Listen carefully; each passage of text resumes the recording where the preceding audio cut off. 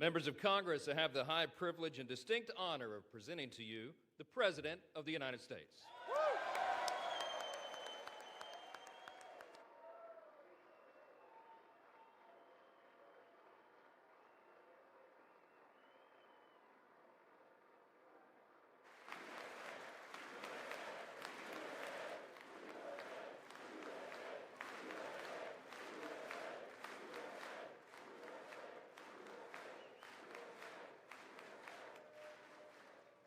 Well, thank you very much, everybody. It's really an honor. Speaker Johnson, Vice President Vance, First Lady of the United States,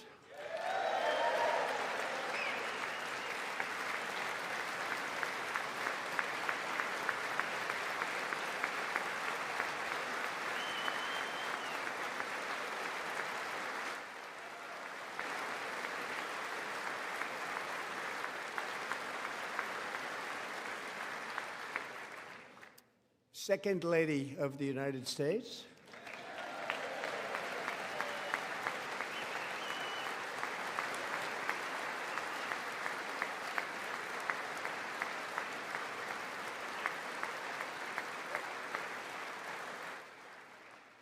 members of Congress, and my fellow Americans.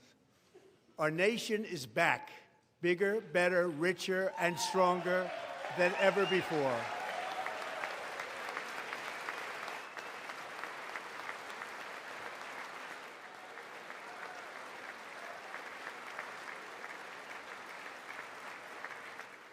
Less than 5 months from now, our country will celebrate an epic milestone in American history, the 250th anniversary of our glorious American independence. This July 4th, we will mark 2.5 centuries of liberty and triumph, progress and freedom in the most incredible and exceptional nation ever to exist on the face of the earth. And you've seen nothing yet. We're going to do better and better and better. This is the golden age of America.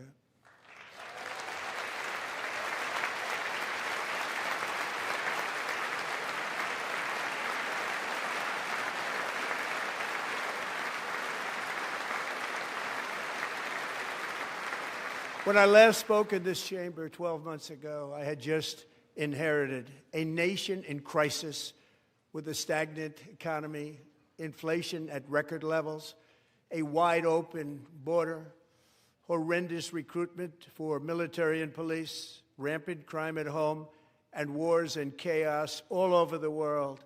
But tonight, after just 1 year, I can say with dignity and pride that we have achieved a transformation like no one has ever seen before, and a turnaround for the ages. It is indeed a turnaround for the ages.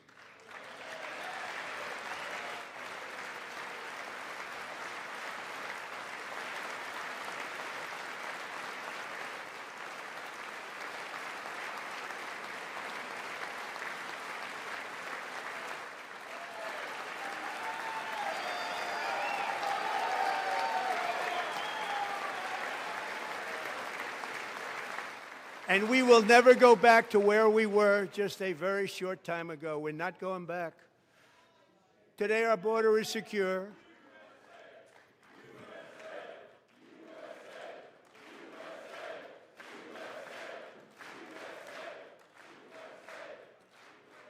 Thank you. Today, our border is secure. Our spirit is restored. Inflation is plummeting. Incomes are rising fast.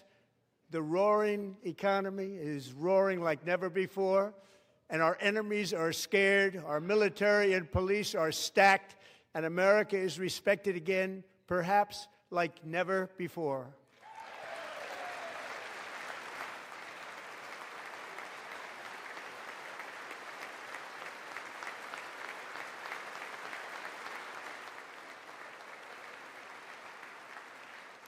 After 4 years in which millions and millions of illegal aliens poured across our borders, totally unvetted and unchecked, we now have the strongest and most secure border in American history by far.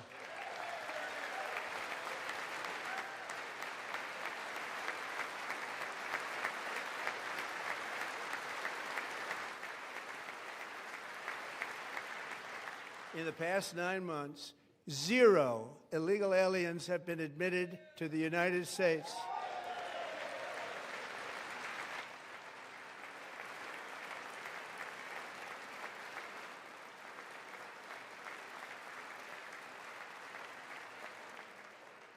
But we will always allow people to come in legally, people that will love our country and will work hard to maintain our country.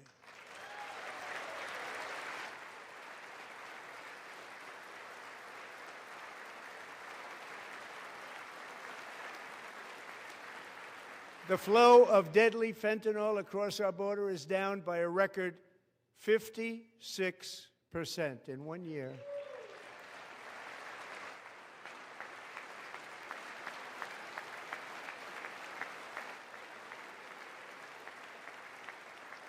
And last year, the murder rate saw its single largest decline in recorded history. This is the biggest decline, think of it, in recorded history, the lowest number in over 125 years, year 1900. In fact, substantially before my wonderful father, I had a wonderful father, Fred, before he was born, substantially before he was born.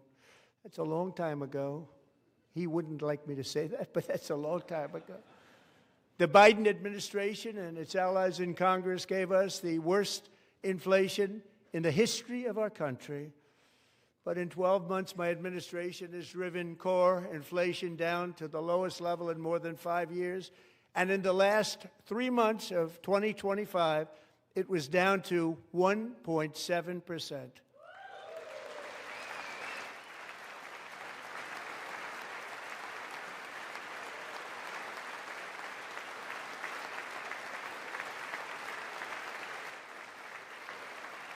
Gasoline, which reached a peak of over $6 a gallon in some states under my predecessor, it was quite honestly a disaster, is now below $2.30 a gallon in most states, and in some places, $1.99 a gallon. And when I visited the great state of Iowa just a few weeks ago, I even saw $1.85 a gallon for gasoline.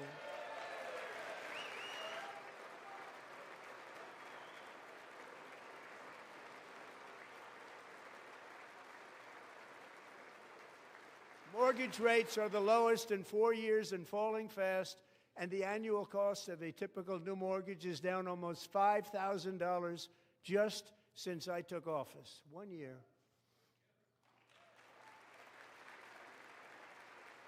And low interest rates will solve the Biden-created housing problem while at the same time protecting the values of those people who already own a house that really feel rich for the first time in their lives. We want to protect those values. We want to keep those values up. We're going to do both. And we are going to keep it that way. The stock market has set 53 all-time record highs since the election. Think of that. 1 year. Boosting pensions, 401ks, and retirement accounts for the millions and millions of Americans. Are all gaining. Everybody's up, way up. In 4 long years, the last administration got less than $1 trillion in new investment in the United States. And when I say less, substantially less. In 12 months, I secured commitments for more than $18 trillion pouring in from all over the globe.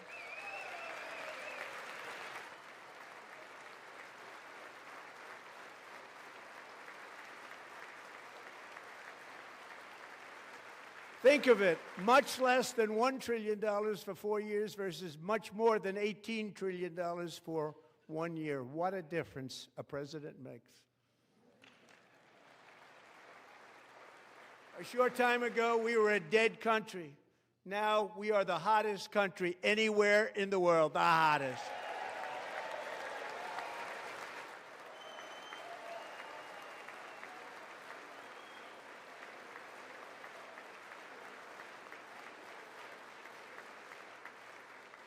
As thousands of new businesses are forming and factories, plants, and laboratories are being built, we have added 70,000 new construction jobs in just a very short period of time. It's getting bigger and bigger and stronger. Nobody can believe what they're watching. American oil production is up by more than 600,000 barrels a day, and we just received from our new friend and partner, Venezuela, more than 80 million barrels of oil.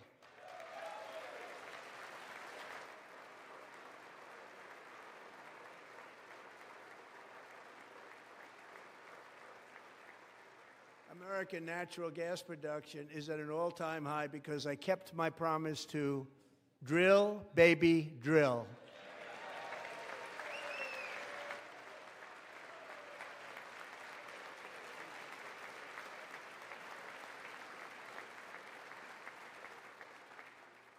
More Americans are working today than at any time in the history of our country. Think about that. Any time in the history of our country, more working today. And 100% of all jobs created under my administration have been in the private sector.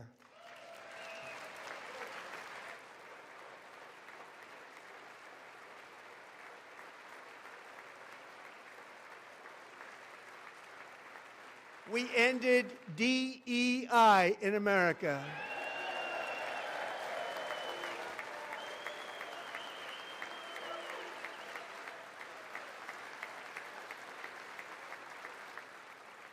We cut a record number of job-killing regulations, and in 1 year we have lifted 2.4 million Americans, a record, off of food stamps.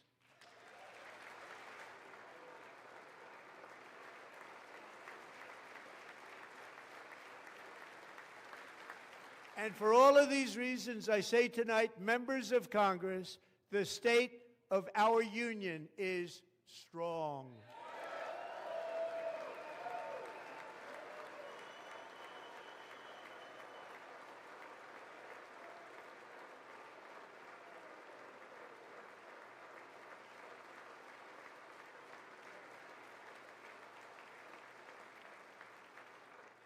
Our country is winning again. In fact, we're winning so much that we really don't know what to do about it. People are asking me, please, please, please, Mr. President, we're winning too much. We can't take it anymore. We're not used to winning in our country. Until you came along, we're just always losing, but now we're winning too much. And I say, no, no, no, you're going to win again. You're going to win big. You're going to win bigger than ever. And to prove that point, here with us tonight is a group of winners who just made the entire nation proud. The men's gold medal Olympic hockey team. Come on in.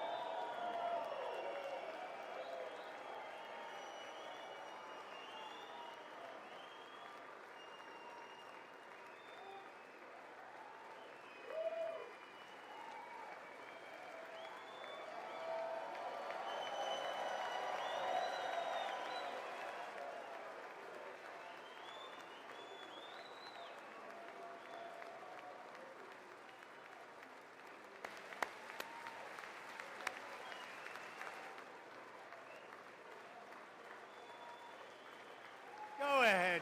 They do.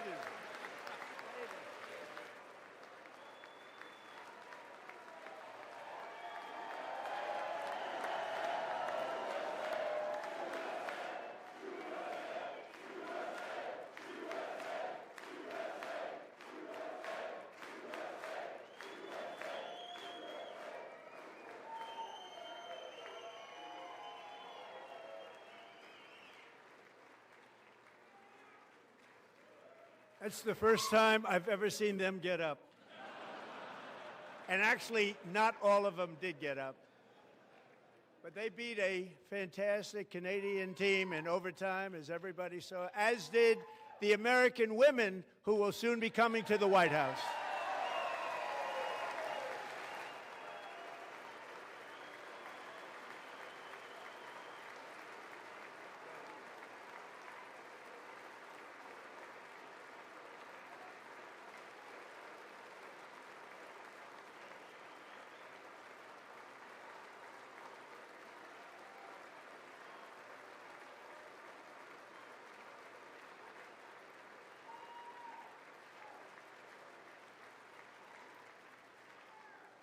They were in the Oval Office before, and I just want to say a second very big congratulations to Team USA. But I have to say that, and I told them this, and we took a vote of the team. I said, anybody votes no, I'm not doing it. So they stood there, and they weren't about to say no, because I've never seen a goaltender play as well as goalie Connor Hellebuck.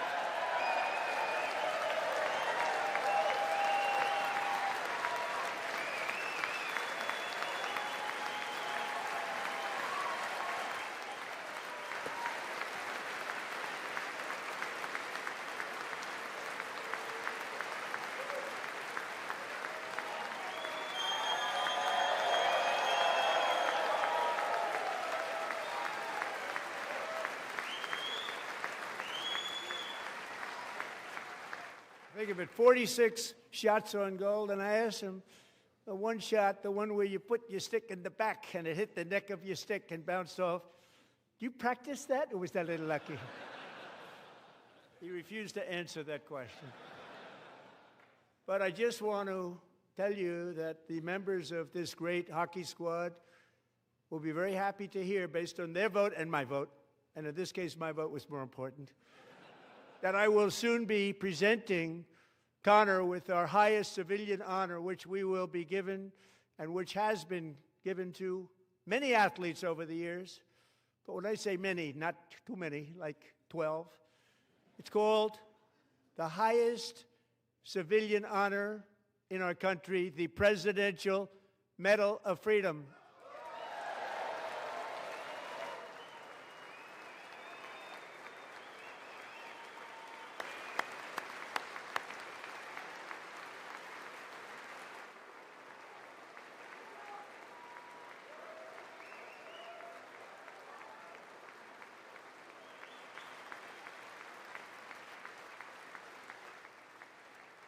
Great athletes have gotten that, very great, the best, and I thought he deserved it. And I did take a vote, every single one of them. I said, I'm not giving it if anybody goes no, and every single one of them rapidly put up their hand.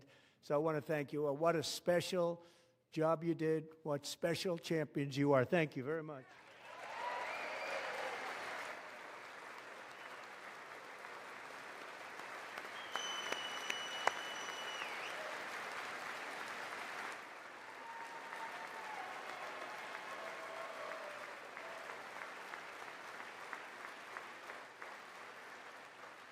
I'm also pleased to say that the next time the Olympic torch is lit, it will be here in America for the 2028 Olympics, and it's the summer version right in Los Angeles. We're going to do a good job in Los Angeles.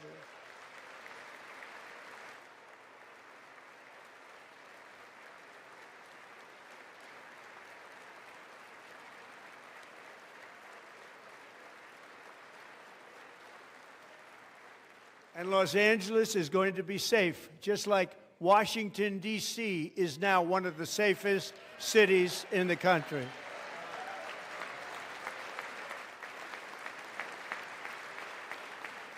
And this year, and I must say I got them both. I got them in my first term, and I was disappointed because I didn't think I'd be the president when this happened. But strange things took place. And now I've got them because I got the Olympics and I got the 2026 FIFA World Cup, and I wanted to claim the 250th, but I didn't get away with that one. I couldn't claim that one for myself. But we're getting the World Cup, so we have the World Cup and the Olympics coming, and that is exciting news.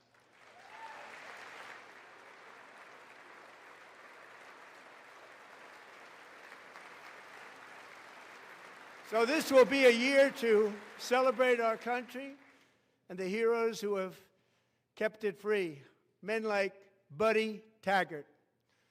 At age 17, Buddy volunteered to defend America in World War II, serving in the Pacific under the great General Douglas MacArthur. He fought bravely in the famous Battle of Manila, worked so hard. He was badly wounded and almost killed by enemy machine guns in Luzon. And 81 years ago this month, he liberated the largest internment camp in the Philippines, one of the largest anywhere in the world, But he earned many honors, including a Purple Heart and a Bronze Star, came home, started a family, and tonight he is in the gallery looking forward to July 4th, 2026, his 100th birthday.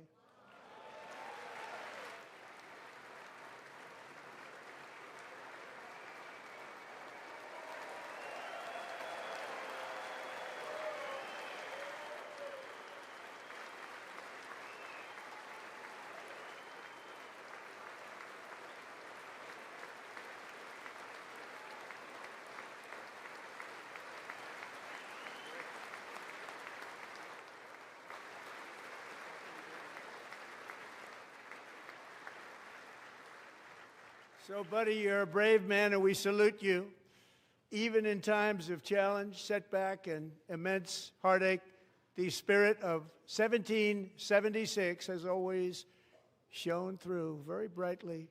It was July 4th of last year when floodwaters tore through a girls' summer camp in Central Texas, one of the worst things I've ever seen. I was there, rising 26 feet in the matter of minutes, tragically claiming many, many lives. You all remember that one.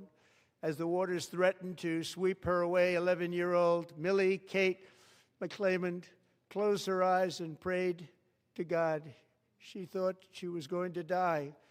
Those prayers were answered when Coast Guard rescue swimmer Scott Ruskin descended from a helicopter above. Nobody knew where he came from. It was Scott's first ever rescue mission, a young guy, but very brave, very, very top, always top in his class. And he lifted not just Millie Kate, but 164 others to safety.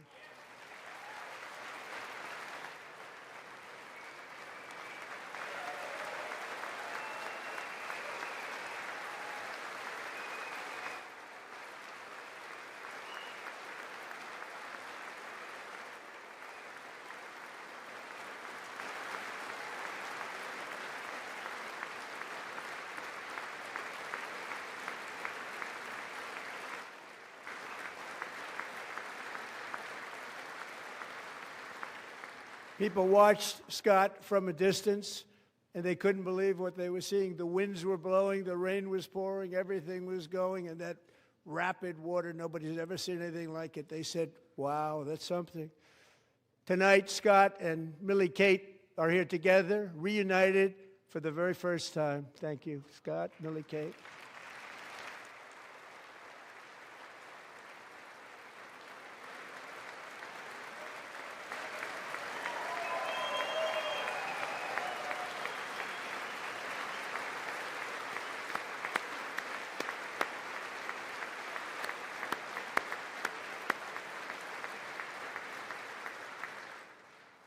And Petty Officer Ruskin, I'm pleased to inform you that I am now awarding you the Legion of Merit for extraordinary heroism, which is what it was, extraordinary heroism. Thank you.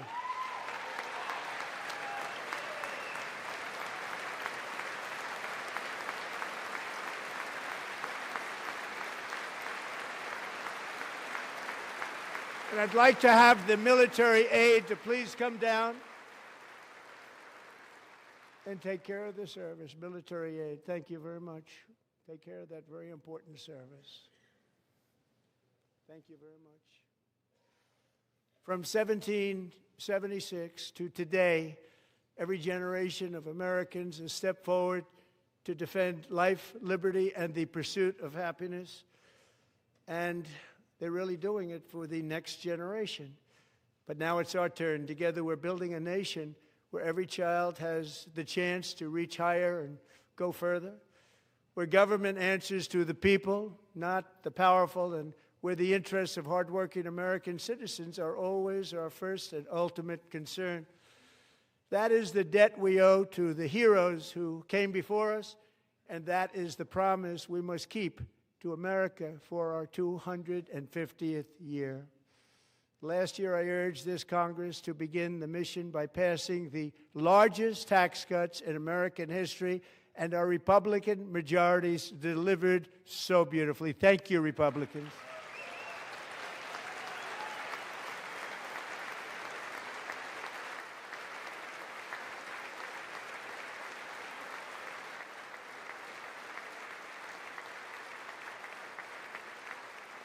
All Democrats, every single one of them, voted against these really important and very necessary massive tax cuts.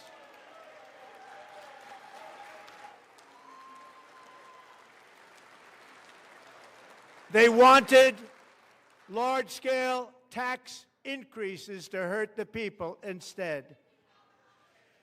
But we held strong, and with the great, big, beautiful bill, we gave you no tax on tips, no tax on overtime, and no tax on Social Security for our great seniors.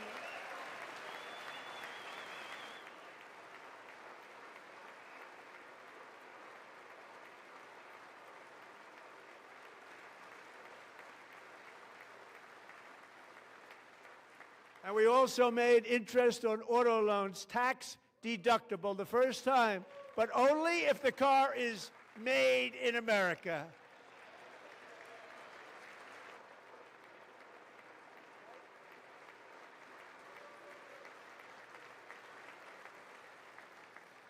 Recently in Pennsylvania, I met Megan Hemhauser, a devoted mom who's homeschools her children, beautiful, 2 children, during the day while waiting tables at night as her husband works overtime operating very heavy equipment.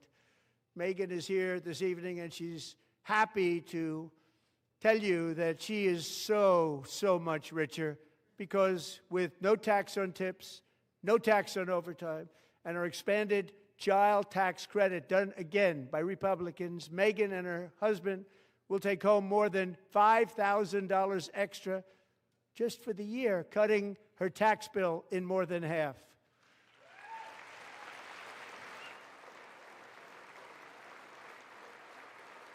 Megan, please stand up. We're fighting for you, Megan.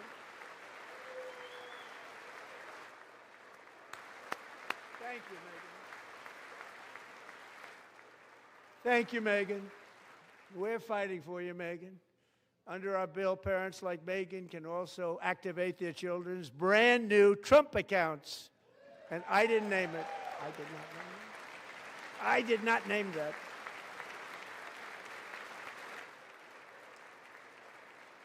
Nobody believes me, but I did not name it. It was named by a very tall man sitting right there in the third row. Nice man, a good man. Tax-free investment accounts for every American child. This is something that's so special and has taken off and gone through the roof. Millions will be pre-funded courtesy of the U.S. Treasury and private individuals like Michael and Susan Dell, who have donated $6.25 billion to fund the Trump accounts for 25 million American children. They're great people.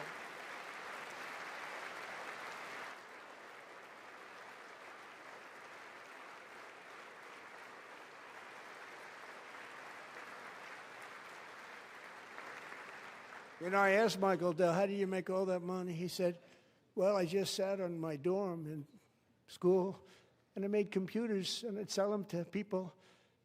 And I just kept selling and selling and selling, and pretty amazing story. That's called the American dream. He sold a lot of computers, a lot of those laptops, so I congratulate him on that, but I really thank him and Susan, as well as others like Brad Gerstner, a very tremendous guy. He was behind it right from the beginning. Brad Gerstner. Thank you, Brad.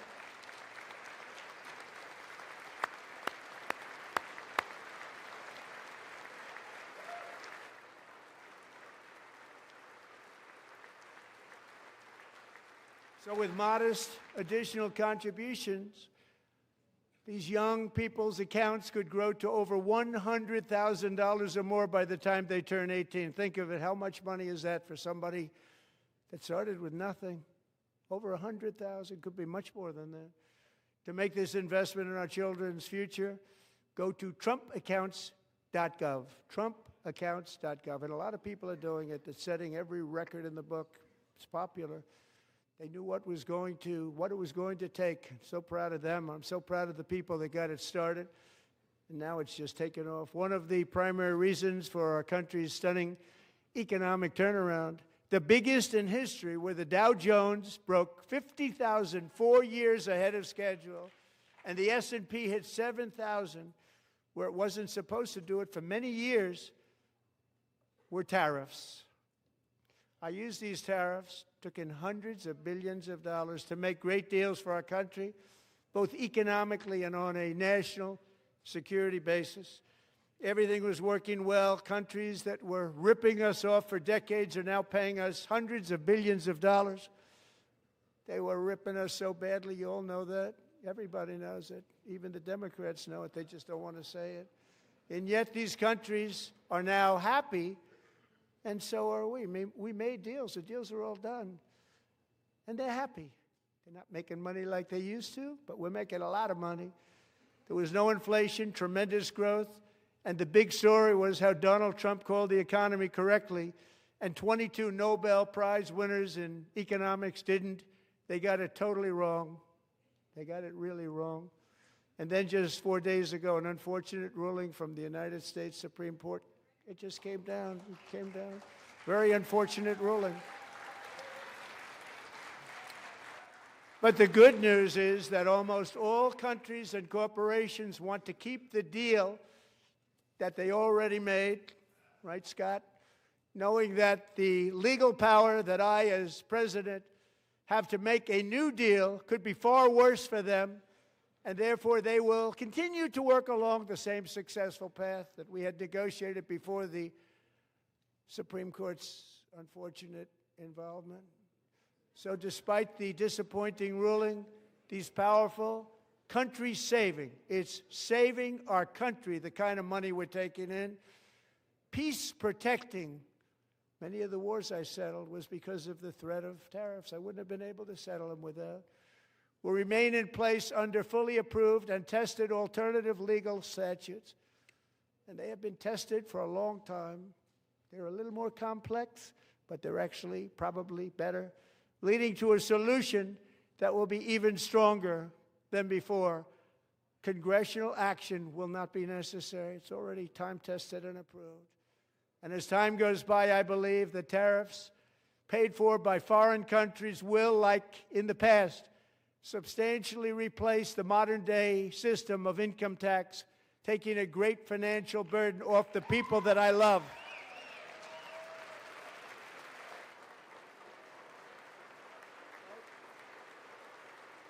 Right?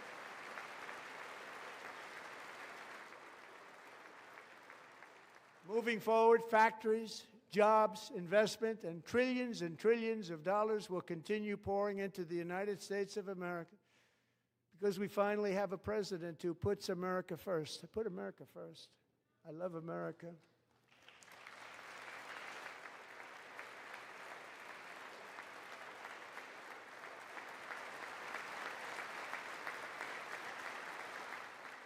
For decades before I came along, we had the exact opposite. From trade to health care, from energy to immigration, everything was stolen and rigged in order to drain the wealth out of the productive, hardworking people who make our country great, who make our country run. Under Biden and his corrupt partners in Congress and beyond, it reached a breaking point with the Green New Scam, open borders for everyone. They poured in by the millions and millions from prisons, from mental institutions. They were murderers, 11,888 murders. They came into our country. You allowed that to happen. And record-setting inflation that cost the typical family $34,000 in just a speck of time.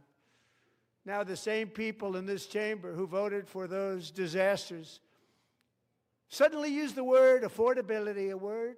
They just used it. Somebody gave it to them, knowing full well that they caused and created the increased prices that all of our citizens had to endure. You caused that problem. You caused that problem.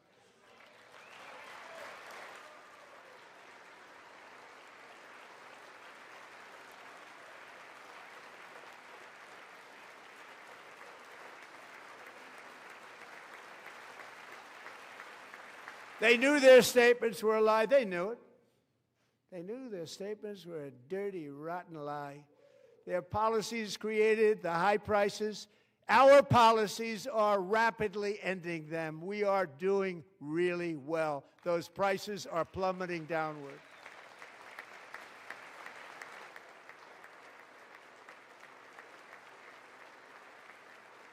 The price of eggs is down 60%, Madam Secretary. Thank you. The cost of chicken, butter, fruit, hotels, automobiles, rent is lower today than when I took office by a lot. And even beef, which was very high, is starting to come down significantly. Just hold on a little while. We're getting it down. And soon you will see numbers that few people would think were possible to achieve just a short time ago. Nobody can believe when they see the kind of numbers, and especially energy, when they see energy going down to numbers like that, they cannot believe it. It's like another big tax cut. I'm also confronting one of the biggest ripoffs of our times, the crushing cost of health care caused by you. Since the passage of the Unaffordable Care Act, sometimes referred to as Obamacare, big insurance companies have gotten rich. It was meant for the insurance companies, not for the people. With our government giving them hundreds and hundreds of billions of dollars a year as their stock prices soared 1,000, 1,200, 1,400, and even 1,700%, like nothing else. That's why I introduced the great health care plan. I want to stop all payments to big insurance companies and instead give that money directly to the people so they can buy their own health care, which will be better health care at a much lower cost.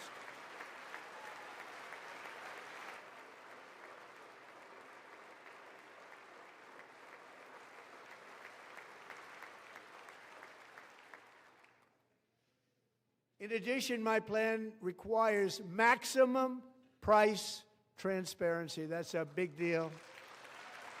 Sounds so simple, so big.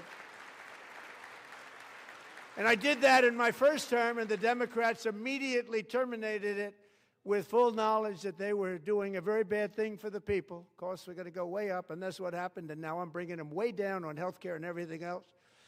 I'm also ending the wildly inflated cost of prescription drugs like has never happened before.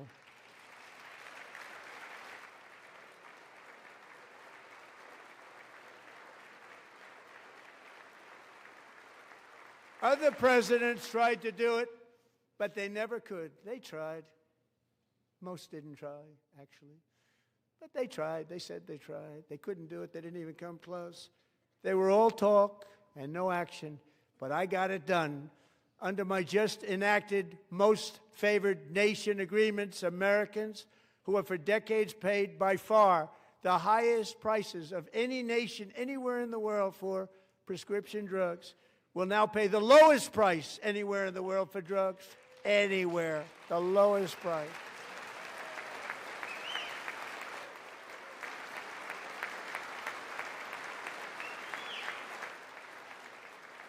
So in my first year of the second term, should be my third term, but strange things happen. I took prescription drugs, a very big part of health care, from the highest price in the entire world to the lowest. That's a big achievement. The result is price differences of 300, 400, 500, 600% and more, all available right now at a new website called TrumpRx.gov. And I didn't name that one either, by the way.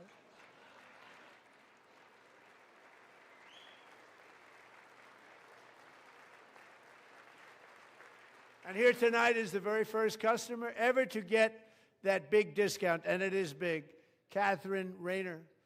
For 5 years, she and her husband have struggled with infertility, and they turned to IVF. One drug has been costing Catherine $4,000 to purchase, but a few weeks ago, she logged onto the TrumpRx website and got that same drug that cost $4,000, got it for under $500. A reduction of much more, actually, than $3,500. Catherine, we are all praying for you, and you're going to be a great mom.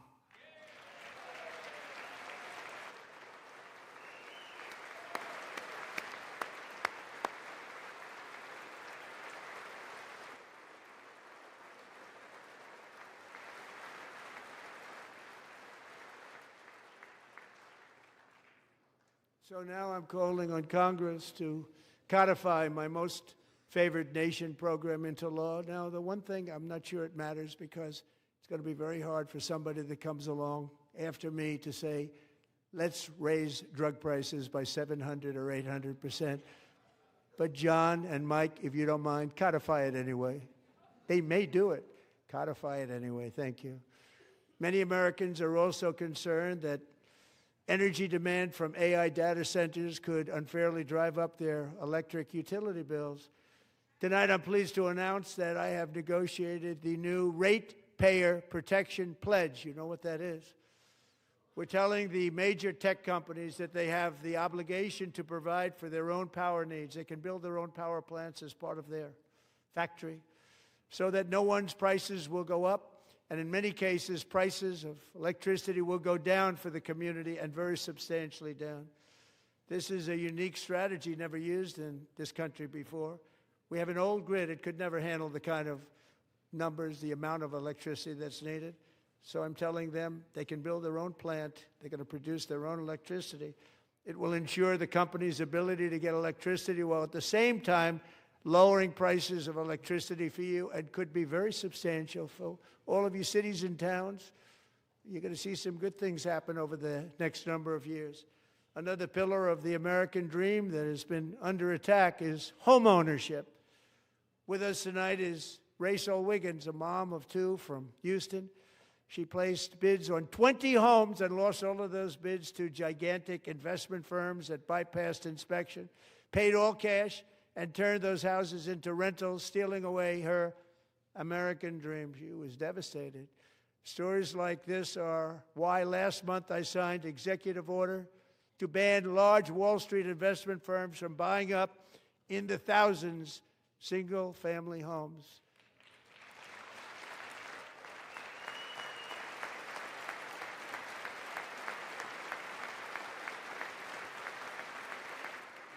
And now I'm asking Congress to make that ban permanent, because homes for people, really, that's what we want. We want homes for people, not for corporations. Corporations are doing just fine. Rachel, thank you very much. Good luck with your home. You'll get one soon.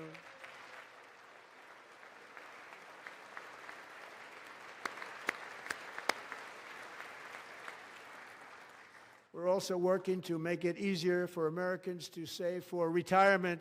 And under this administration, we will always protect Social Security and Medicare. They are not protecting it for our seniors. We will always protect Social Security, Medicare, Medicaid.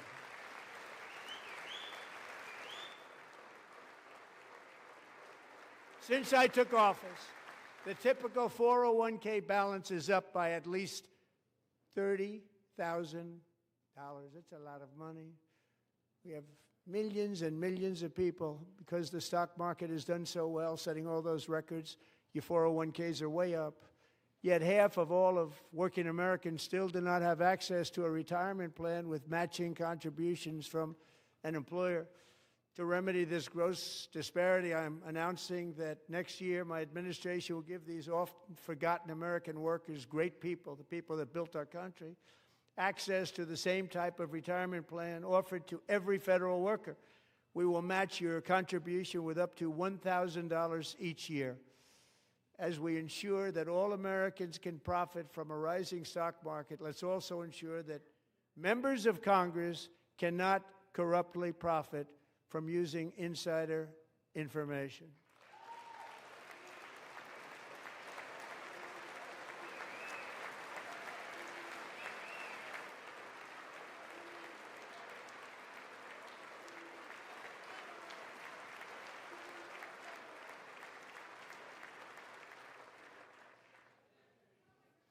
They stood up for that. I can't believe it. I can't believe it. Did Nancy Pelosi stand up if she's here? Doubt it. Pass the Stop Insider Trading Act without delay.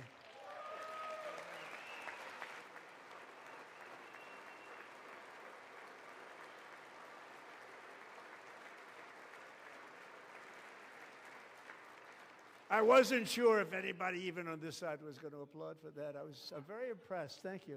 I'm very impressed.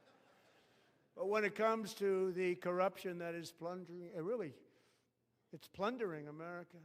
There's been no more stunning example than Minnesota, where members of the Somali community have pillaged an estimated $19 billion from the American taxpayer. Oh, we have all the information. And in actuality, the number is much higher than that. And California, Massachusetts, Maine, and many other states are even worse. This is the kind of corruption that shreds the fabric of a nation, and we are working on it like you wouldn't believe. So tonight, although it started 4 months ago, I am officially announcing the war on fraud to be led by our great Vice President, J.D. Vance.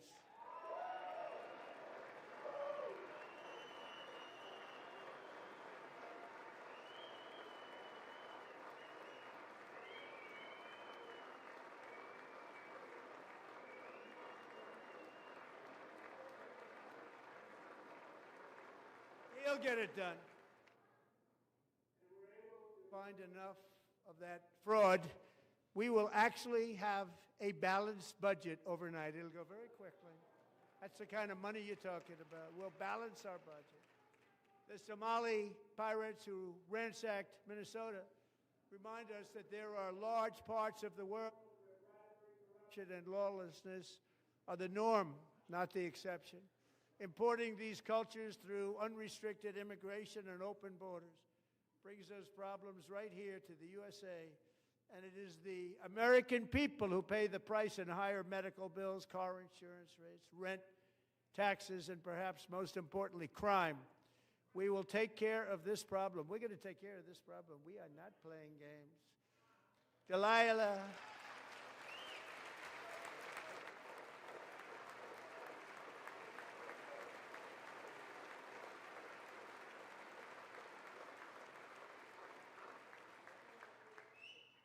Delilah Coleman was only 5 years old in June 2024 when an 18-wheel tractor trailer plowed into her stopped car traveling at 60 miles an hour or more.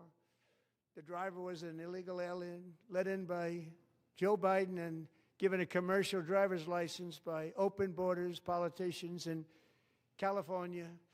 Doctors said Delilah would never be able to walk or talk, have a good life. She wouldn't even be able to eat again. But against all odds, she is now in the first grade learning to walk. And she's here this evening with her dad, Marcus, a fantastic man. Delilah, please, you are a great inspiration. Please stand up.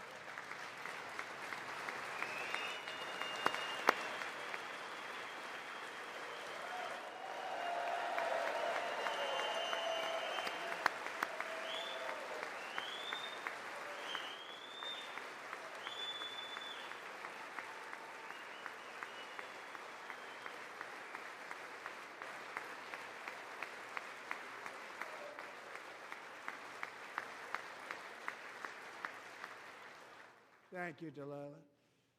Many, if not most, illegal aliens do not speak English and cannot read even the most basic road signs as to direction, speed, danger, or location. That's why tonight I'm calling on Congress to pass what we will call the Delilah Law, barring any state from granting commercial driver's licenses to illegal aliens.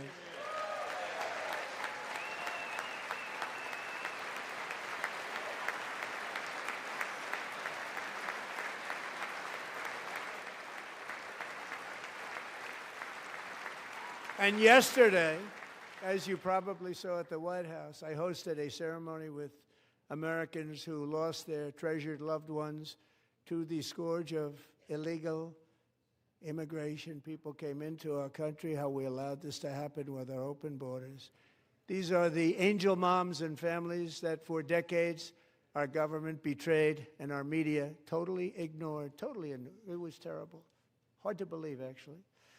In 2023, a 16-year-old high school cheerleader named Elizabeth Medina was supposed to perform in her town's Christmas parade, but she never arrived. Her mother, Jacqueline, went home to look for her, and she found her lying dead in a bathtub, bleeding profusely after being stabbed 25 times. Lizbeth's killer was a previously arrested illegal alien who had broken in and brutally extinguished the brightest light in her family's life, violently and viciously. Her heartbroken mother is in the gallery to remind everyone in this chamber exactly why we are deporting illegal alien criminals to our country at record numbers, and we're getting them the hell out of here fast. We don't want them.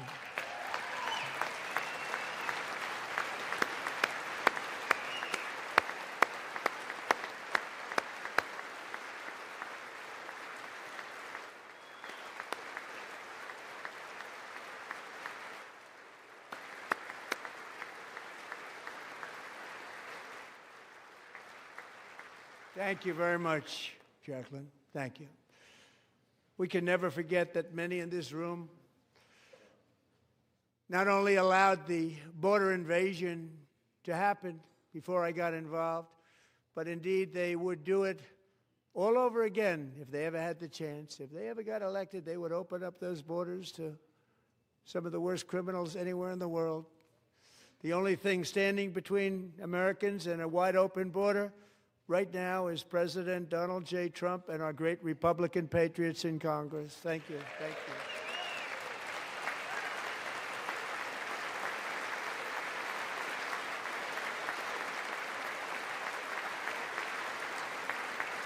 As we speak, Democrats in this chamber have cut off all funding for the Department of Homeland Security. It's all cut off. It's all cut off. They have instituted another Democrat shutdown, the first one costing us 2 points on GDP. 2 points we lost on GDP, which probably made them quite happy, actually. Now they have closed the agency responsible for protecting Americans from terrorists and murderers. Tonight I'm demanding the full and immediate restoration of all funding for the border security, homeland security of the United States, and also for helping people clean up their snow. We have no money because of the Democrats, and it would be nice. We'd love to give you a hand at cleaning it up, but you gave no money. Nobody's getting paid. It's a shame. So you have to think about it. We have, in case you didn't know, a pretty large snowstorm out there. One of the great things about the State of the Union is how it gives Americans the chance to see clearly what their representatives really believe. So tonight I'm inviting every legislator to join with my administration in reaffirming a fundamental principle. If you agree with this statement, then stand up and show your support. The first duty of the American government is to protect American citizens, not illegal aliens.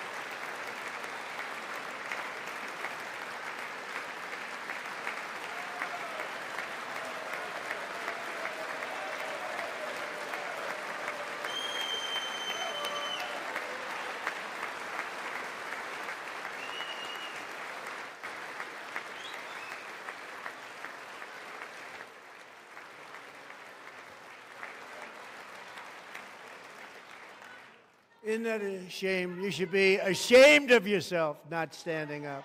You should be ashamed of yourself. That is why I'm also asking you to end deadly sanctuary cities that protect the criminals and enact serious penalties for public officials who block the removal of criminal aliens. In many cases, drug lords, murderers all over our country, they're blocking the removal of these people out of our country, and you should be ashamed of yourself.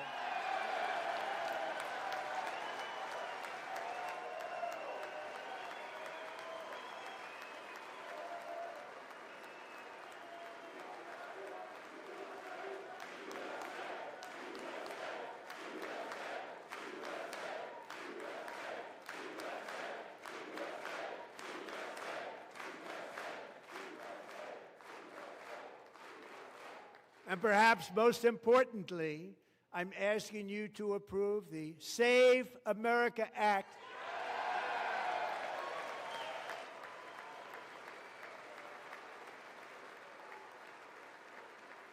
To stop illegal aliens and others who are unpermitted persons from voting in our sacred American elections. That cheating is rampant in our elections. It's rampant. It's very simple. All voters must show voter ID.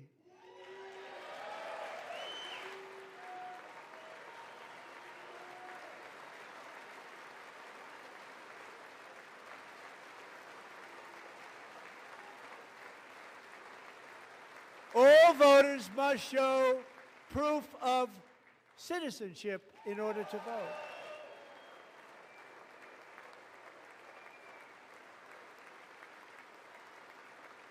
And no more crooked mail-in ballots except for illness, disability, military, or travel.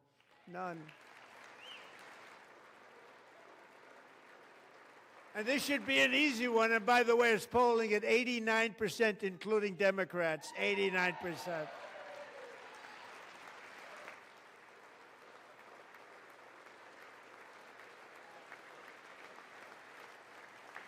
And even the new communist mayor of New York City, I think he's a nice guy, actually.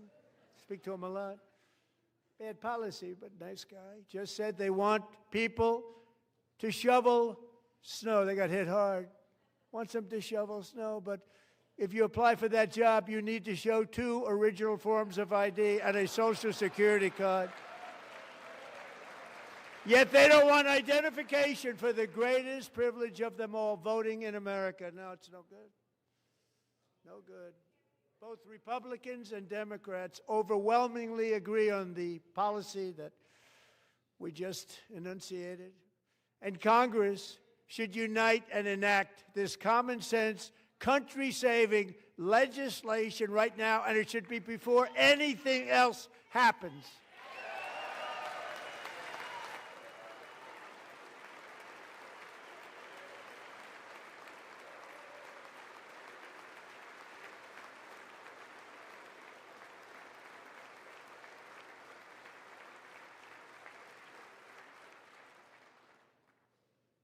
The reason they don't want to do it, why would anybody not want voter ID? One reason, because they want to cheat. There's only one reason. They make up all excuses. They say it's racist. They come up with things you almost say, what imagination they have. They want to cheat. They have cheated. And their policy is so bad that the only way they can get elected is to cheat. And we're going to stop it. We have to stop it, John.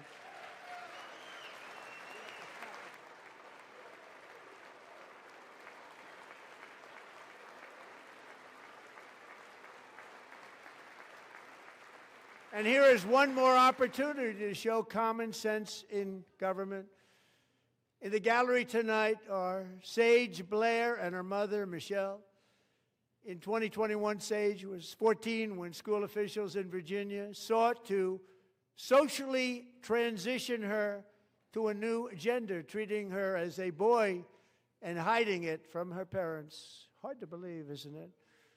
Before long, a confused Sage ran away from home after she was found in a horrific situation in Maryland A left-wing judge refused to return Sage to her parents because they did not immediately state that their daughter was their son.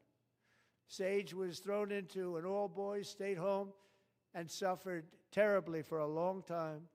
But today, all of that is behind them because Sage is a proud and wonderful young woman with a full-ride scholarship to Liberty University. Sage and Michelle, please stand up.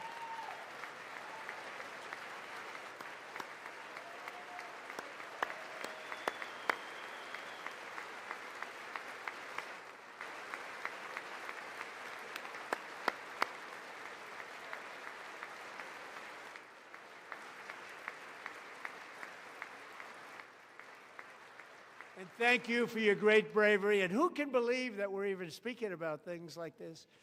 15 years ago, if somebody was up here and said that, they'd say, what's wrong with him? But now we have to say it because it's going on all over numerous states without even telling the parents. But surely we can all agree no state can be allowed to rip children from their parents' arms and transition them to a new gender against the parents' will. Who would believe that we're even talking about this? We must ban it, and we must ban it immediately.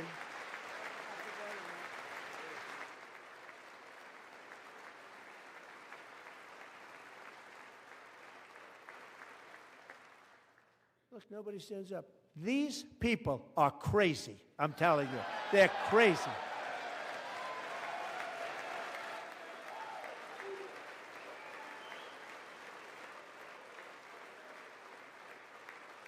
Amazing. Incredible. Boy, oh boy. We're lucky we have a country. With people like this, Democrats are destroying our country, but we've stopped it just in the nick of time, didn't we? Huh?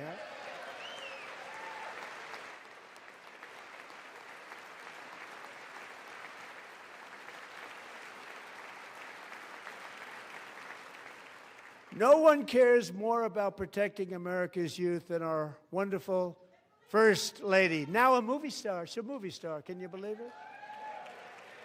Who would have believed that? Over the past year, she has had an incredible impact championing AI legislation, advancing a landmark executive order on foster care, and helping secure $30 million to launch the Melania Trump Foster Youth to Independence Initiative. It's a tremendous, really a tremendous thing that happened and had a lot of bipartisan support. She gets much better bipartisan support than I do. I get none. She gets a lot. Someday you're going to have to tell me how you did that.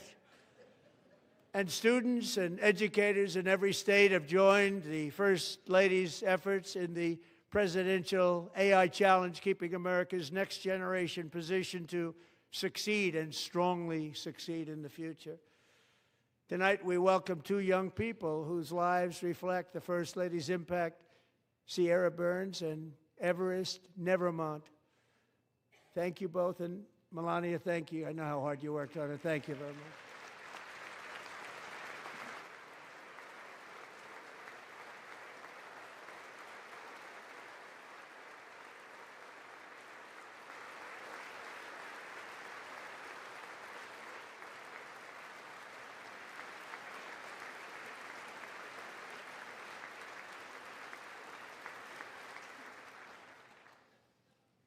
I'm very proud to say that during my time in office, both the first 4 years and in particular this last year, there has been a tremendous renewal in religion, faith, Christianity, and belief in God. Tremendous renewal.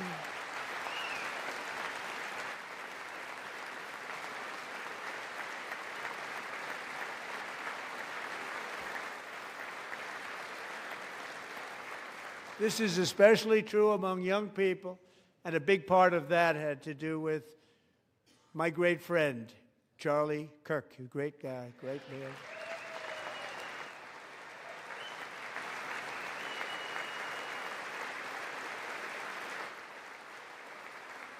So last year, Charlie was violently murdered by an assassin and martyred, really martyred for his beliefs. His wonderful wife, Erica, is with us tonight. Erica, please stand.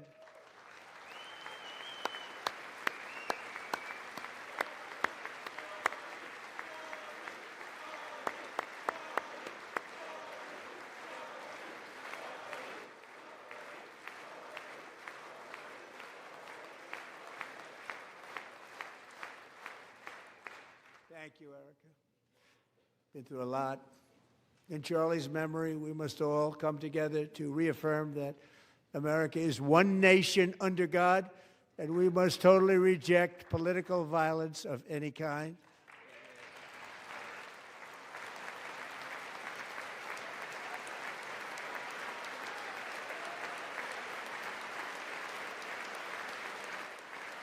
We love religion, and we love bringing it back, and it's coming back at levels that nobody actually thought possible. It's really a beautiful thing to see.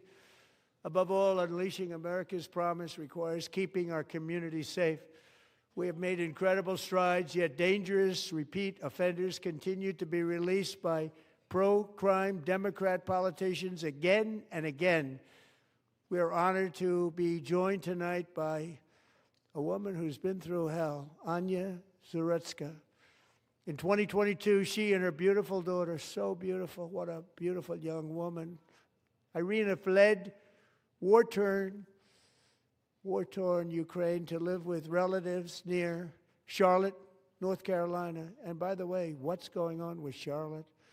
Last summer, 23-year-old Irina was riding home on the train when a deranged monster who had been arrested over a dozen times and was released through no cash bail, stood up and viciously slashed a knife through her neck and body. No one will ever forget. There were people on that train. No one will ever forget the expression of terror on Irina's face as she looked up at her attacker in the last seconds of her life. She died instantly. She had escaped a brutal war only to be slain by a hardened criminal, set free to kill in America, came in through open borders. Mrs. Zarutska, tonight I promise you we will ensure justice for your magnificent daughter, Irina.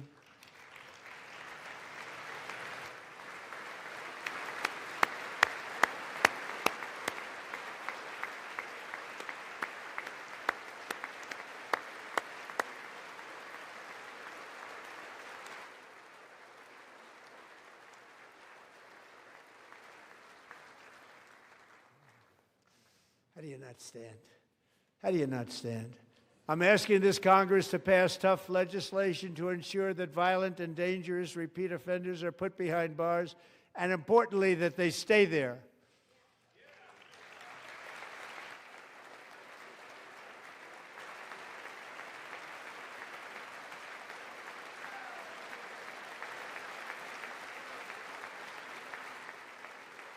Starting last summer, I deployed our National Guard and federal law enforcement to restore law and order to our most dangerous cities, including Memphis, Tennessee, big success, New Orleans, Louisiana, big success, and our nation's capital itself, Washington, D.C., where we have almost no crime anymore in Washington, D.C. How did that happen?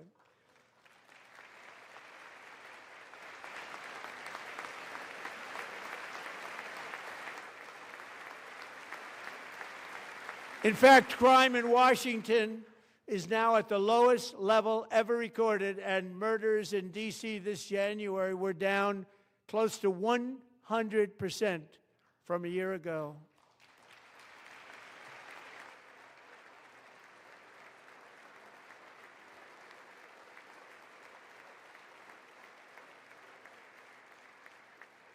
They don't like to hear that. One of the sick people, one of the brave service members who helped achieve this stunning turnaround was 20-year-old West Virginia Army National Guard Specialist Sarah Beckstrom. After a 4-month deployment, she voluntarily extended her service, and her rank was going to be lifted. She was doing so well. They were so proud of her.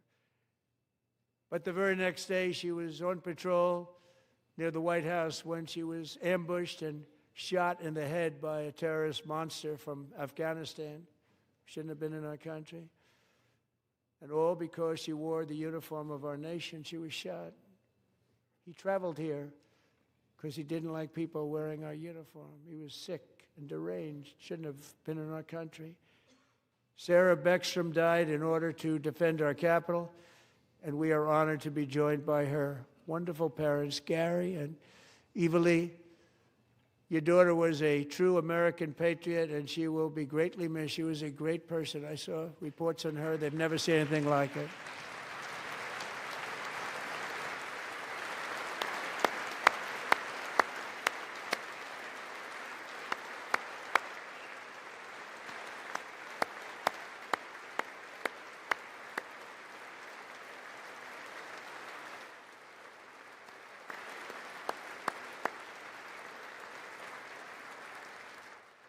So sorry. Thank you very much.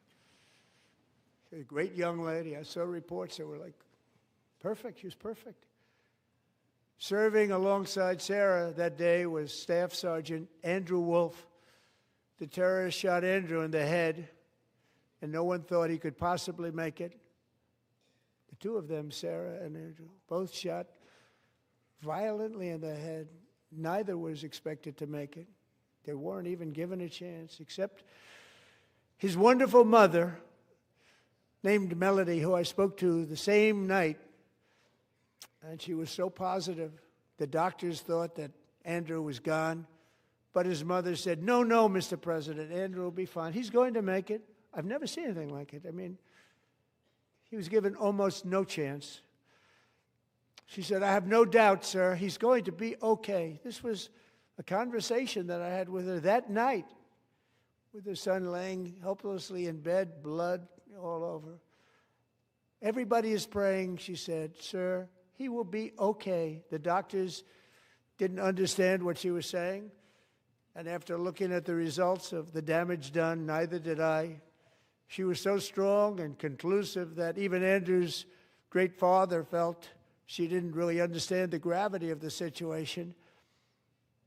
But she turned out to be right. Right, Melody? She turned out to be right.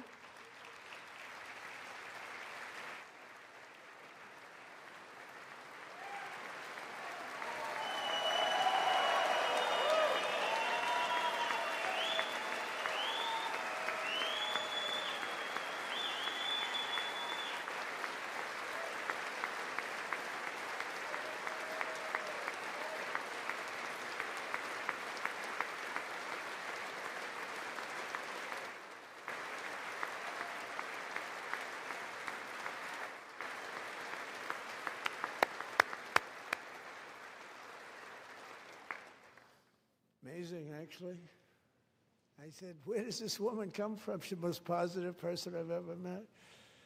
With God's help, Andrew has battled back from the edge of death, and we're talking about the edge of death, on his way to a miraculous recovery. He's got a little work to do, but he's doing great. Nice to see you. He's a good-looking guy. Nice to see you. Thanks, Andrew. Thank you very much.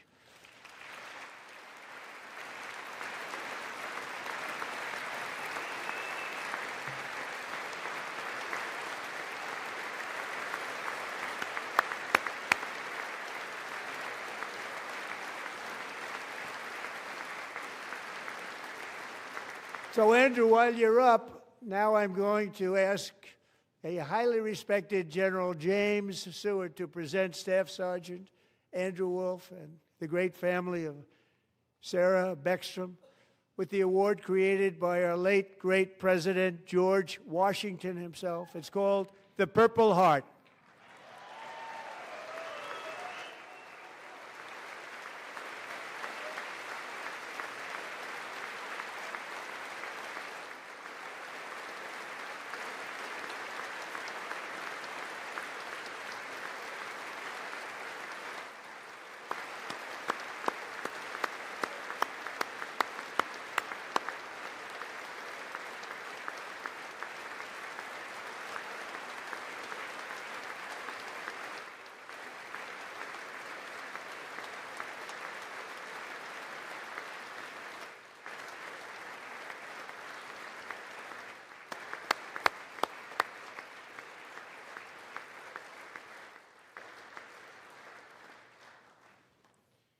We love you all. Love you.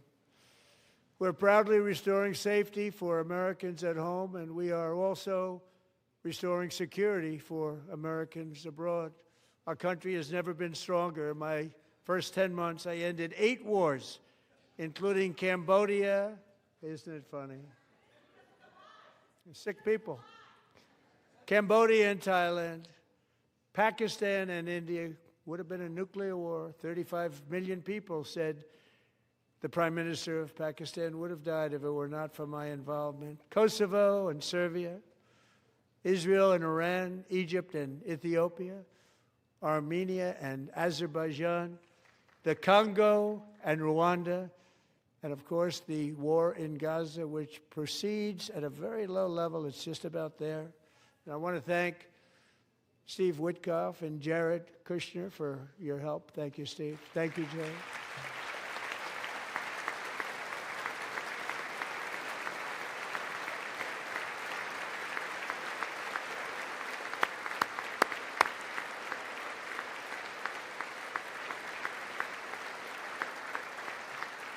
And I also want to thank the man they report to, Secretary of State Marco Rubio. Thank you, Marco.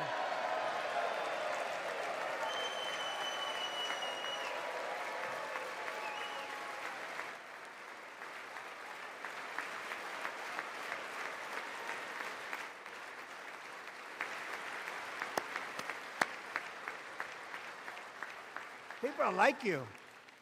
You know, Marco got 100% of the votes when he was in confirmation. I think our next one was about 54%. And some of the Democrats are now saying, I can't believe we approved that guy. And he said it's an honor that they feel that way, right, Marco? You have done a great job, great Secretary of State. I think he'll go down as the best ever.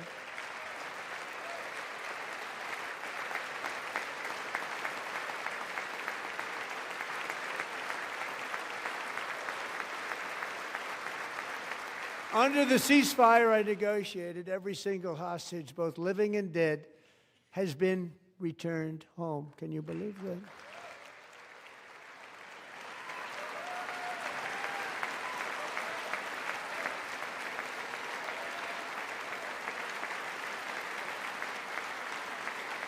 Nobody thought it was possible. Nobody thought that was possible. Both living and dead. And those parents who had a dead son, their boy, they'd always tell me their boy, they wanted him as much as though he were living. It was an amazing period of time. And they came back, and when we got all of the living hostages back, and many, many before them, but I always said those last 20 are going to be very tough, but we got many, many more, hundreds. But I said those last 20 are going to be tough. We got them back. But we only got back 14 or 15 of the dead of the 28. And believe it or not, Hamas worked along with Israel, and they dug and they dug and they dug. It's a tough thing to do, going through bodies all over, passing up 100 bodies sometimes for each one that they found. Tough job. And they finally got it back to 27. And then Steve and Jared, they got it back to 28. They found all 28. Nobody thought that was possible, but we did it. And I remember the family of the 28th. They were so grieved, but they were so happy as it's possible to be. They had their boy back. The mother said, "Sir, we have our boy back." What a period of time that was, but we got them all back. So thank you both very much. Great job.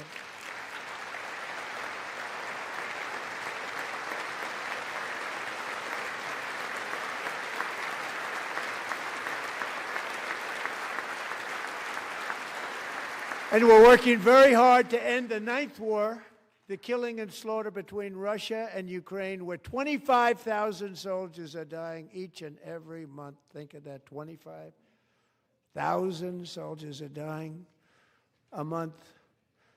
A war which would have never happened if I were president, would have never happened. As president, I will make peace wherever I can, but I will never hesitate to confront threats to America wherever we must. That's why in a breakthrough operation last June, the United States military obliterated Iran's nuclear weapons program with an attack on Iranian soil known as Operation Midnight Hammer.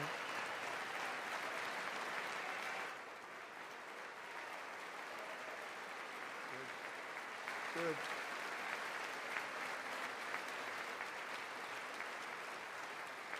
For decades, it had been the policy of the United States never to allow Iran to obtain a nuclear weapon. Many decades. Since they seized control of that proud nation 47 years ago, the regime and its murderous proxies have spread nothing but terrorism and death and hate. They've killed and maimed thousands of American service members and hundreds of thousands and even millions of people with what's called roadside bombs. They were the kings of the roadside bomb.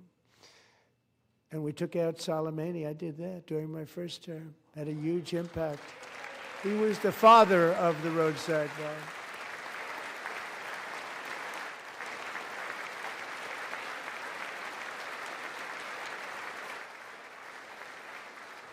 And just over the last couple of months with the protests, they've killed at least, it looks like, 32,000 protests. 32,000 protesters in their own country.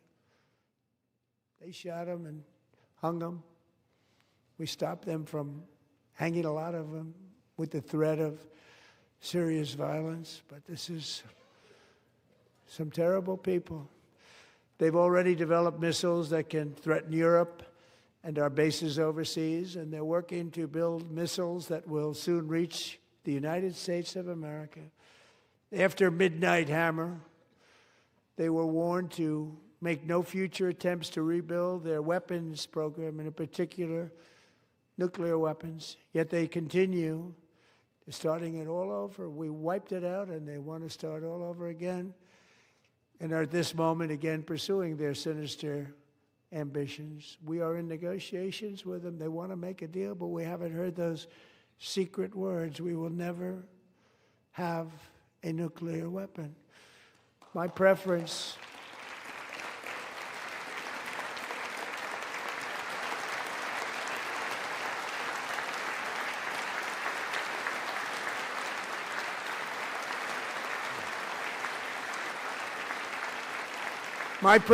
is to solve this problem through diplomacy.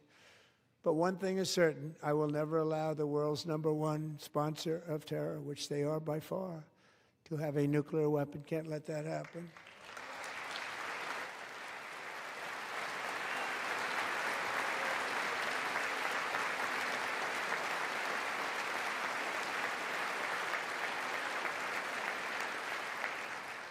And no nation should ever doubt America's resolve. We have the most powerful military on earth. I rebuilt the military in my first term. We're going to continue to do so. Also, we just approved a $1 trillion budget. We have no choice. We have to be strong, because hopefully we will seldom have to use this great power that we built together. It's really called peace through strength, and it's been very, very effective.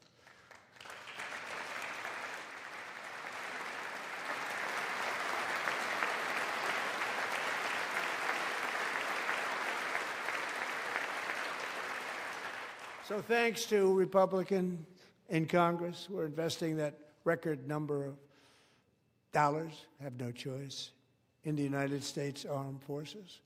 Also creating a lot of jobs, but we're not even doing it for that reason. Because as I said, we have more jobs, more people working today than ever before in the history of our country. And NATO countries are friends and allies. They are. They're our friends and they're our allies. Have just agreed, at my very strong request, to pay 5% of GDP for military defense rather than the 2%, which they weren't paying. We were paying for almost all of NATO. Now they're paying 5 as opposed to not paying 2.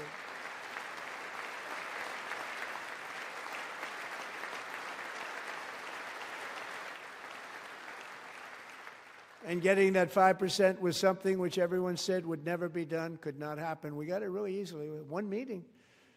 And big difference between 2% that's not paid. We were paying the freight of many of them. Very few were paid up.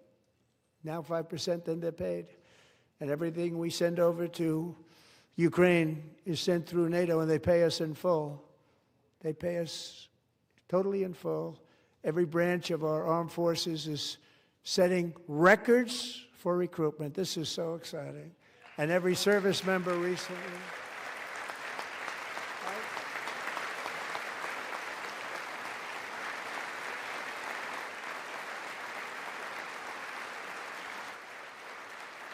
And every service member recently received a warrior dividend of $1,776.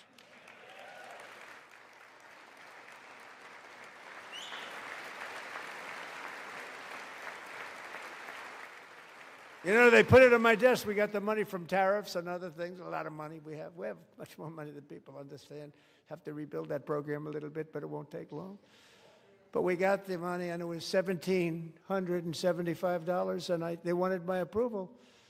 And I said, what's the number? $1,775. I said, wait a minute. For one more dollar, we can have $1,776. It's going to I said, we're going to figure that. I never asked anybody if we could afford it. One more dollar, I said $1,776. And I said, that's good. And I'll tell you what, our military, that was 4 months ago, our military, I never see a person in the military that doesn't thank me for it, so we're honored to do it. They deserve it. And we call it 1776. It was great. And we love our military. We love our law enforcement. We love our firemen. You know, the firemen don't get mentioned enough. We love our firemen. We're also...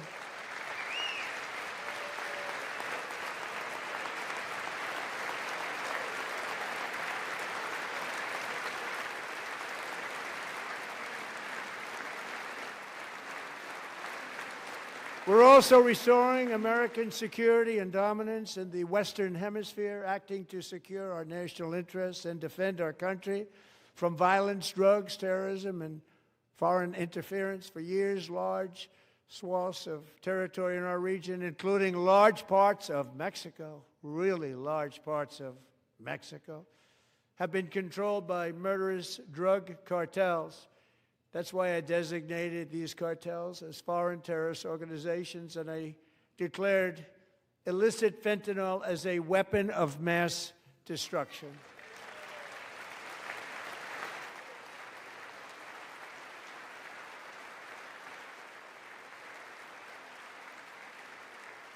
And with our new military campaign, we have stopped record amounts of drugs coming into our country and virtually stopped it completely coming in by water or sea. You probably noticed that. We very seriously damaged their fishing industry also. Nobody wants to go fishing anymore. We've also taken down one of the most sinister cartel kingpins of all. You saw that yesterday. In January,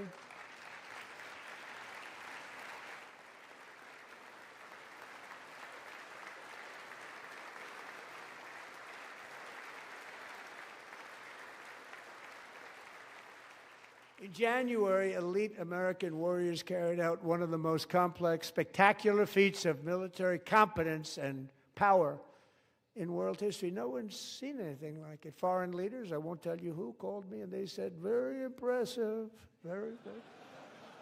They couldn't believe, they all watched, they saw what happened. This is a different fighting force that we had years ago when we fought to tie. You know, it's a great fighting force. I'm so proud of it. Look at Space Force. Space Force is my baby, because we did that. My baby, it's becoming so important.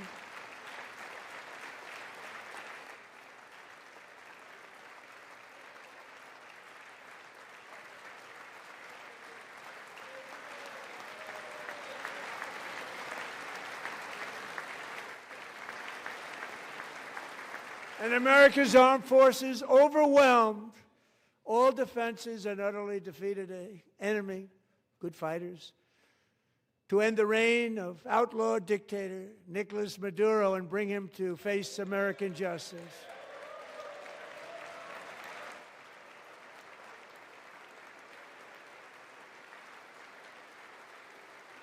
And this was an absolutely colossal victory for the security of the United States, and it also opens up a bright new beginning for the people of Venezuela. We're working closely with the new president of Venezuela, Delcy Rodriguez, to unleash extraordinary economic gains for both of our countries and to bring new hope to those who have suffered so terribly. They really did suffer. With us tonight is Alejandro Gonzalez, she grew up in a tight-knit Venezuelan family and was especially close to her beloved uncle Enrique. But after Enrique ran for office and opposed Maduro, he was kidnapped by Maduro's security forces and thrown into the regime's really infamous prison in Caracas. Alejandro feared she would never see her uncle again. She feared for her own life also. But since the raid, we have worked with the new leadership, and they have ordered the closure of that vile prison and released hundreds of political prisoners already, with more to come. Alejandro, I'm pleased to inform you that not only has your uncle been released, but he is here tonight. We brought him over to celebrate his freedom with you in person. Enrique, please come down.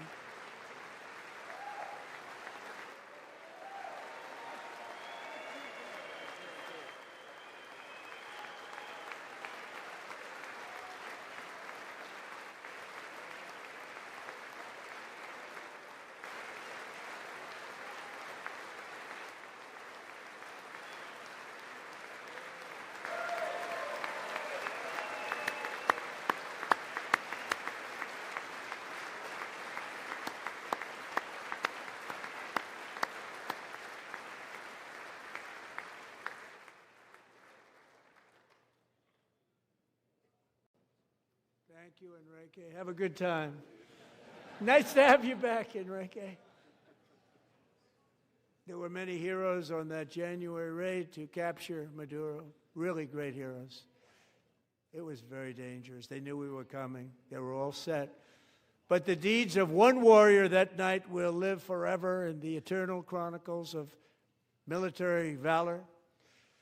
Chief Warrant Officer 5, Eric Slover, planned the mission and was the flight lead in the cockpit of the first helicopter, a big, beautiful, powerful helicopter. It was a massive Chinook carrying, as you can imagine, many, many American warfighters.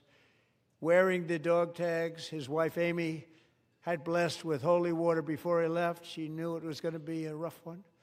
Eric steered the Chinook under the cover of night and descended swiftly upon Maduro's heavily protected military fortress. This was a major military installation, protected by thousands of soldiers and guarded by Russian and Chinese military technology.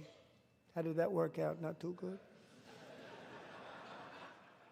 While preparing to land, enemy machine guns fired from every angle, and Eric was hit very badly in the leg and hip, one bullet after another.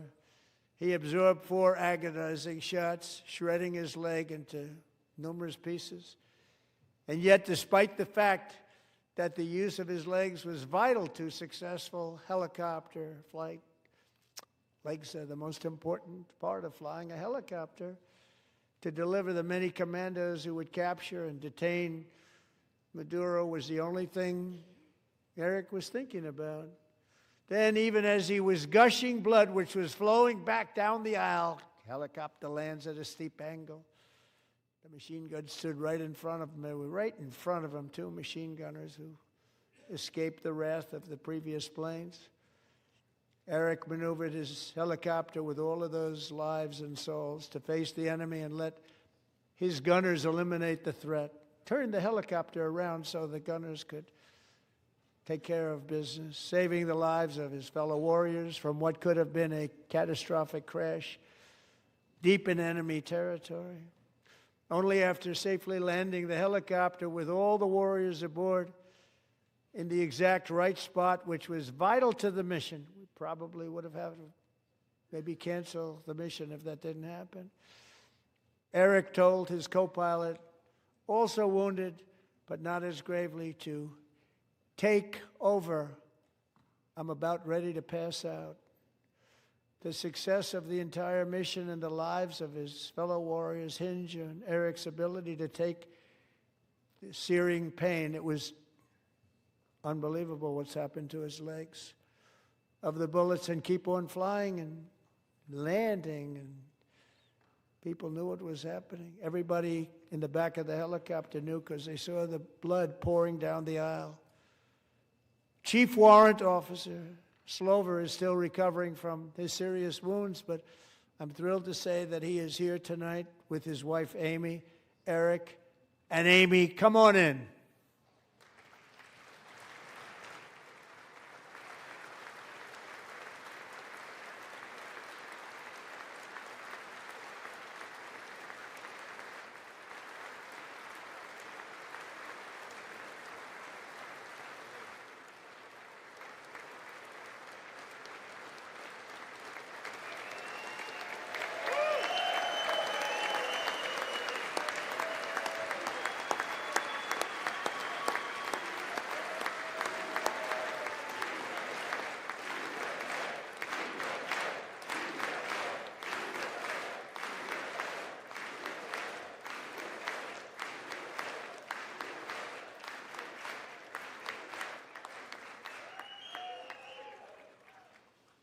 So we have a surprise for Eric and Amy.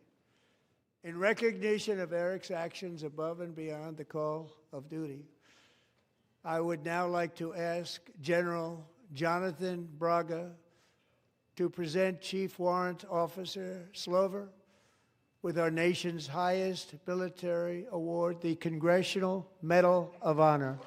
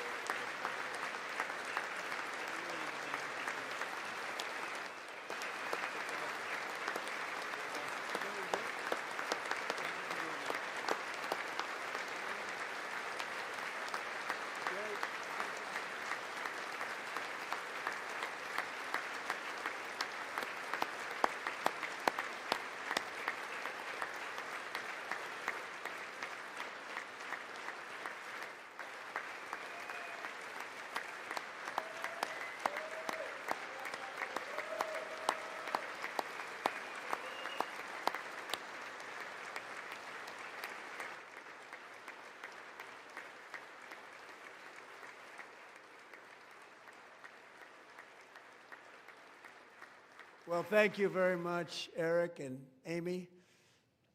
Great to get to know you. I met with them and with a lot of their fellow warriors at Fort Bragg recently.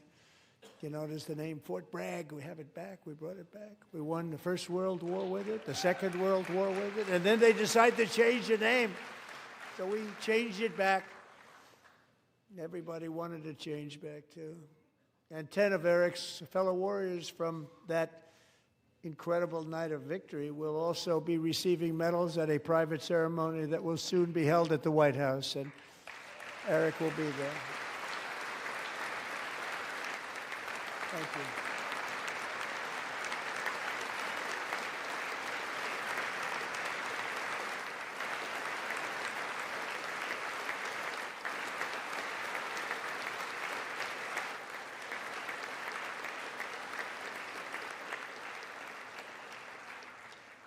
Thank you, Eric.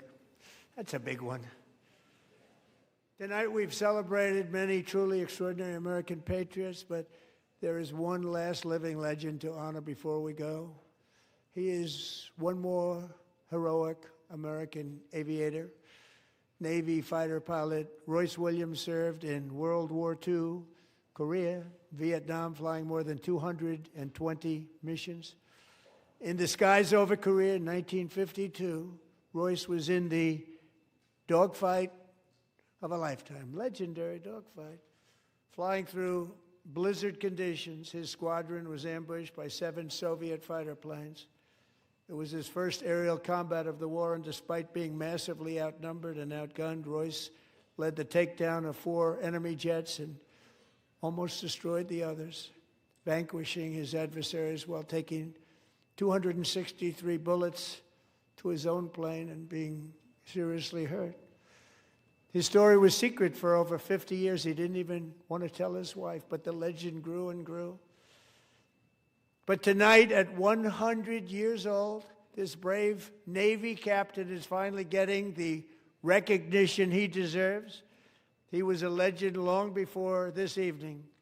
Royce, please stand up, and I will ask the First Lady of the United States to present Captain Royce Williams with his Congressional Medal of Honor.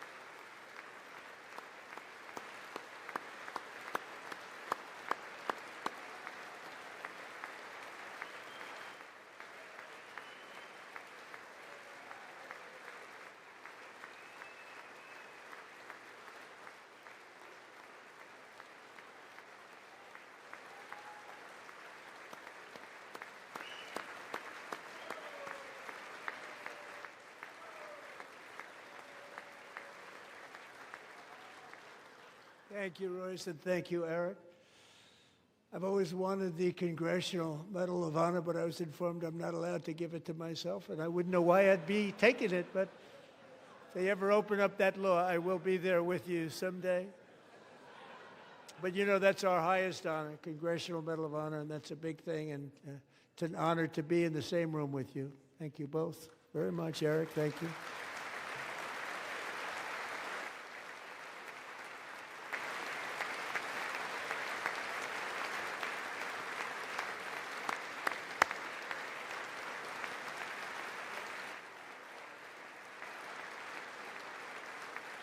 Thank you. 250 years is a long time in the life of a nation, but in another sense, it's really a mere moment in the eye of history. Two of the gentlemen we met in the gallery this evening took their first breaths 1 century ago, 100 years before that, on July 4th, 1826, the author of the Declaration of Independence, brilliant, Thomas Jefferson, drew his last breath. Just a single long human lifespan separates the giants who declared and won our independence from the heroes who stand among us tonight. Everything our nation has done, everything we have achieved, has been the work of those few great lifetimes. In those brief chapters, Americans built this nation from 13 humble colonies into the pinnacle of human civilization and human freedom, the strongest, wealthiest, most powerful, most successful nation in all of history. Americans ventured out across the daunting and dangerous continent. We carved paths through an unforgiving wilderness, settled a boundless frontier, and tamed the beautiful but very, very dangerous Wild West. From empty marshes and wide open plains, we raised up the world's greatest cities. Together we mastered the world's mightiest industries and shattered history's monstrous tyrannies. And we liberated millions from the chains of fascism, communism, oppression, and terror. Americans lifted humanity into the skies on the wings of aluminum and steel, and then we launched mankind into the stars on rockets powered by sheer American will and unyielding American pride. We wired the globe with our ingenuity. We captivated the planet with American culture. And now we are pioneering the next great American breakthroughs that will change the entire world. All of this and so much more is the enduring legacy, unmatched glory of the hardworking patriots who built and defended this country and who still carry the hopes and freedoms on all of humanity's backs. For years they were forgotten, betrayed, and cast aside. But that great betrayal is over, and they will never be forgotten again. Because when the world needs courage, daring, vision, and inspiration, it is still turning to America. And when God needs a nation to work his miracles, he knows exactly who to ask. There is no challenge Americans cannot overcome, no frontier too vast for us to conquer, no dream too bold for us to chase, no horizon too distant for us to claim. For our destiny is written by the hand of providence, and these first 250 years were just the beginning. From the rugged border towns of Texas to the heartland villages of Michigan, from the sun-kissed shores of Florida to the endless fields of the Dakotas, and from the historic streets of Philadelphia to right here in our nation's capital, Washington, D.C., the golden age of America is upon us. The revolution that began in 1776 has not ended. It still continues because the flame of liberty and independence still burns in the heart of every American patriot. And our future will be bigger, better, brighter, bolder, and more glorious than ever before. Thank you, God bless you, and God bless America.